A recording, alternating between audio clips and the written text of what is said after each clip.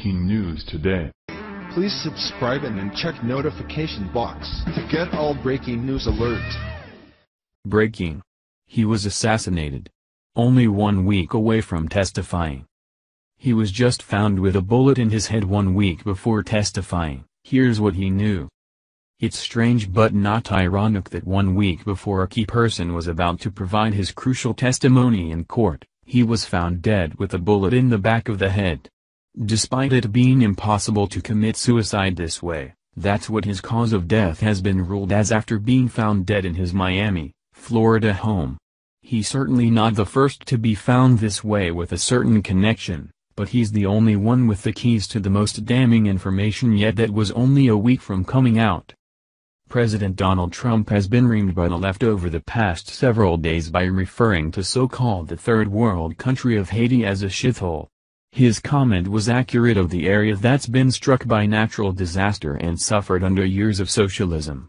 It's considered a third world country for a reason, and the president just rightfully referred to it by a more blunt statement, without a care for who it would offend, since it's the same as calling it third world, which is pretty much a third-rate place nobody wants to be.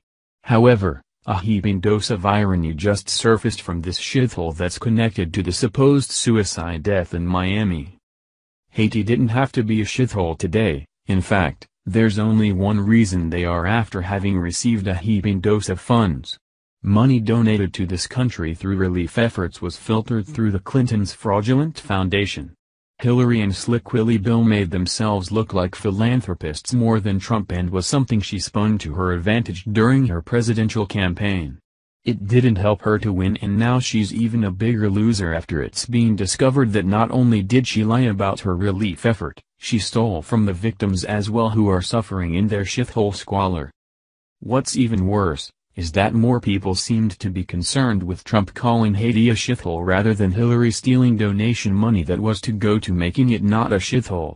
Now, one innocent man with all the details has been shot dead. And it's not suicide as authorities are calling it for reasons we can only believe they were paid to say.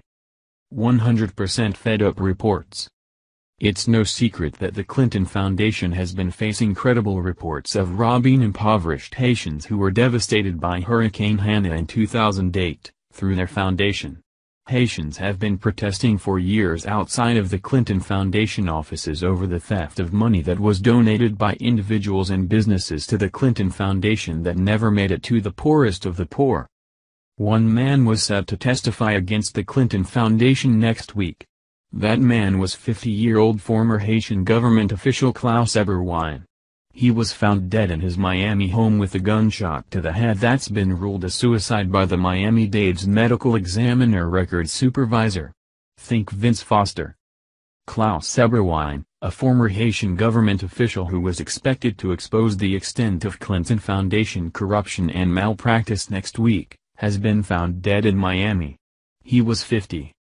Eberwein was due to appear next Tuesday before the Haitian Senate Ethics and Anti-Corruption Commission, where he was widely expected to testify that the Clinton Foundation misappropriated Haiti earthquake donations from international donors. Eberwein, who had acknowledged his life was in danger, was a fierce critic of the Clinton Foundation's activities in the Caribbean island, where he served as Director General of the government's Economic Development Agency, Fonds d'Assistance Économique et Sociale, for 3 years. According to Eberwein, a paltry 0.6% of donations granted by international donors to the Clinton Foundation with the express purpose of directly assisting Haitians actually ended up in the hands of Haitian organizations. A further 9.6% ended up with the Haitian government. The remaining 89.8%, or $5.4 billion, was funneled to non-Haitian organizations. The Clintons leave such a trail of misconduct that's only bound to catch up with them, and as recently it has repeatedly, since Trump isn't willing to let all these sudden deaths go. The body count that continues to accumulate around Clintons has reached unprecedented levels. They operate under the mentality that dead men don't talk, which may be the case, but the evidence proves the truth. It's just sickening and ironic that the outrage in the country right now is over a word used to describe Haiti and not the blatant theft from the Clintons, who could have fixed it with the funds they raised but chose to keep it for themselves. Making it much worse is that the man with the specific answers and details on this is dead, and it's not ironic. It's criminal and someone needs to pay for it. Her name is Hillary.